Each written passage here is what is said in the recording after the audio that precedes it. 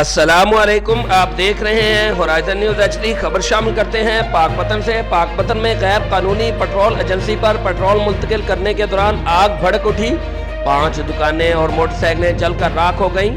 वाकया थाना सदर के इलाके चक रसूल में पेश आया, जहां गैर कानूनी लगाई गई पेट्रोल एजेंसी के टैंक पर मुंतकिल किया जा रहा था कि अचानक आग भड़क उठी, जिसने चंद ही लम्हों में मजीद 4 दुकानों को अपनी लपेट में ले लिया और 5 दुकानें और मोटरसाइकिलें जलकर राख हो गईं। रेस्क्यू 1122 की गाड़ियों ने 2 घंटे में आग बुझाई। अहले इलाका के मुताबिक हमने मुतअद्दिद बार इस गैर कानूनी एजेंसी बारे सिविल डिफेंस और जिले इंतजामिया को तहरीरी और जुबानी दरखास्तें दी, मगर अमल दरामद न हुआ। इसका खुमियाजा आज दुकानदारों को उठाना पड़ा।